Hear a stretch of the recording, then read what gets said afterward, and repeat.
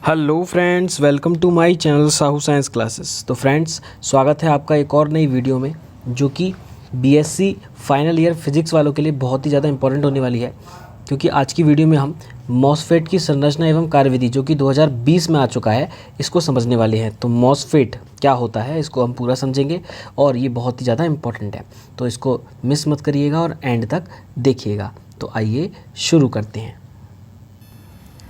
तो देखिए फ्रेंड्स, सबसे पहले समझते हैं कि मॉसफेट ये MOSFET है क्या, इसका मतलब क्या है, जो कि बहुत ही ज़्यादा इंपॉर्टेंट है और आपके एग्जाम में बीएससी फाइनल ईयर फिजिक्स के थर्ड पेपर की हम बात कर रहे हैं, जो कि बहुत ज़्यादा इंपॉर्टेंट है। मॉसफेट जो है वो जेफेट और मॉसफेट ये दोनों बहुत इंपॉर्टेंट है। अगर आपने जेफेट नहीं देखा तो जेफेट हमारे चैनल पर अवेलेबल है, बहुत अच्छे से वीडियो अपलोड की है और आप उसको पढ़ सकते हैं अच्छे से।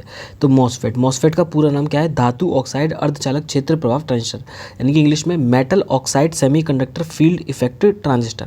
तो इसलिए वो MOSFET यानी कि मॉसफेट हो चुका है। ठीक है, तो मॉसफेट में गेट विद्युत रोधी पदार्थ की परत द्वारा अर्धचालक चैनल से अलग रहता है।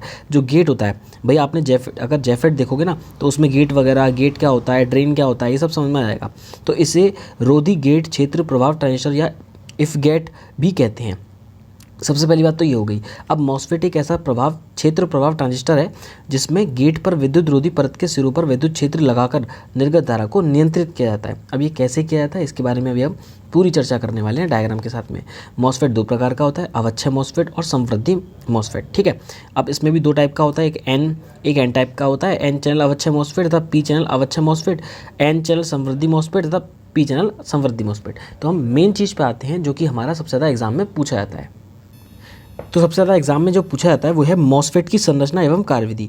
तो मॉसफेट की संरचना को और कार्यविधि को हम समझेंगे। हम यहाँ पर एन चैनल अवक्षय मॉसफेट का वर्णन करेंगे, एन चैनल अवक्षय मॉसफेट का। ठीक है, बहुत ईजी पड़ेगा आपके लिए समझना, तो इसको ध्यान से समझिएगा भाई, इससे ईजी आपको नहीं मिलेगा, नोट्स के साथ में आपको मिल रहा है, बहुत ईजी।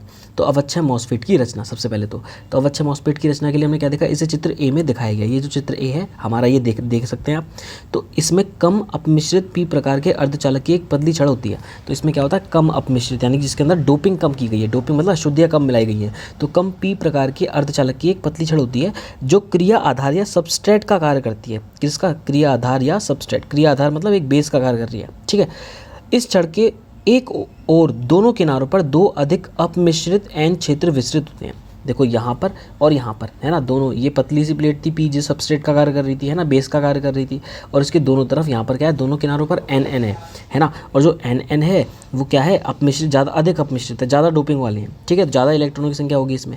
एन क्षेत्र विस्तृत होते हैं जो ड्रेन तथा स्त्रोत का कार्य करते हैं। तो ये ड्रेन का कार्य करता है और ये स्त्रोत का कार्य करता है। ठीक है, अभी इसको डीपली समझेंगे कार्यविधि के साथ में। ये तो छोटा बन रहा है, अभी बड़े से समझेंगे। देखो ये डायग्राम जो है ये बड़े से समझेंगे अभी। ठीक है, तो एंड तक देखिएगा, बिल्कुल समझ में आएगा बहुत अच्छे से।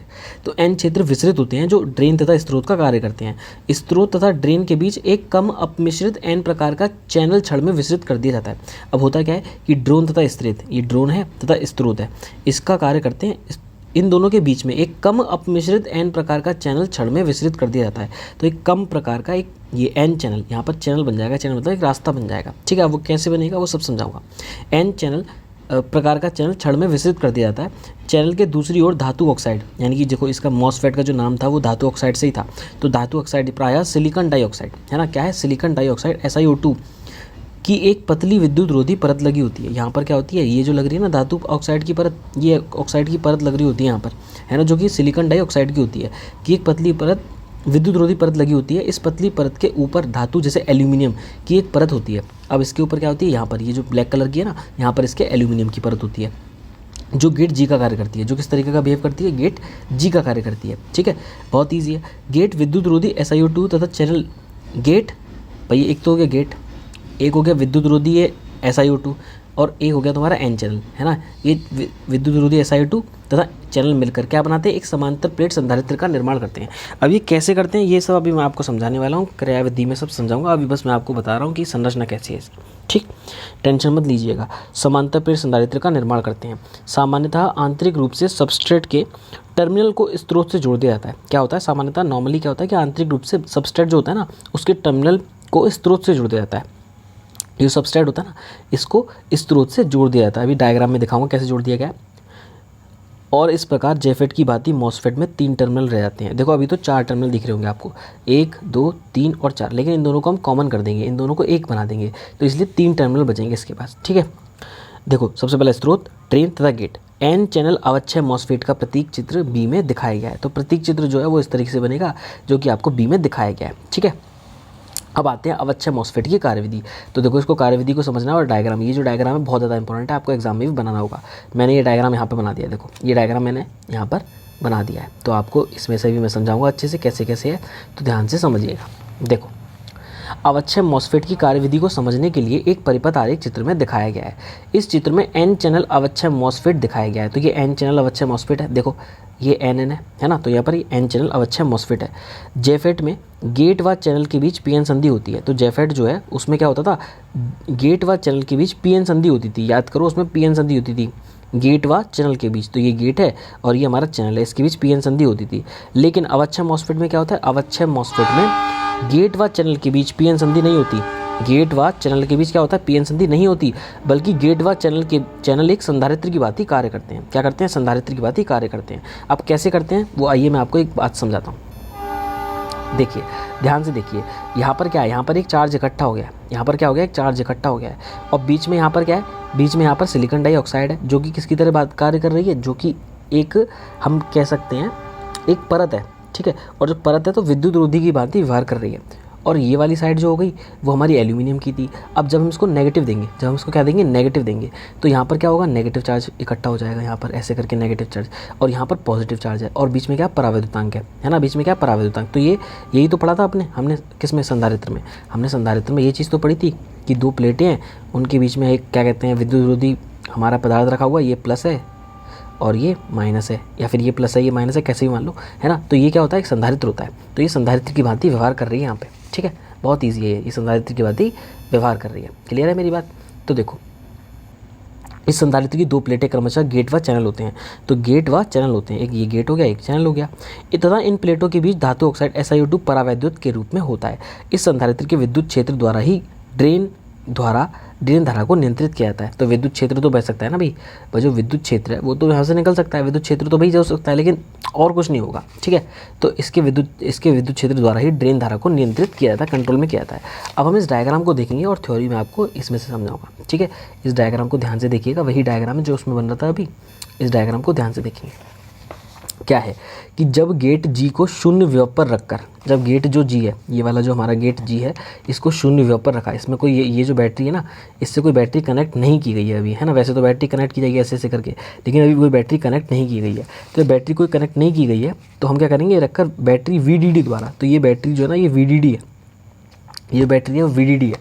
तो VDD द्वारा ड्रेन D व स्रोत S के बीच विभव VDS लगाया जाता है। क्या किया जाता है, देखिए ध्यान से, कि इसके द्वारा VDD द्वारा ड्रेन D, अब ड्रेन D है हमारा ये ड्रेन D है ना, ड्रेन D व स्रोत S, ये स्रोत S है, इसके बीच में विभव VDS लगाया जाता है।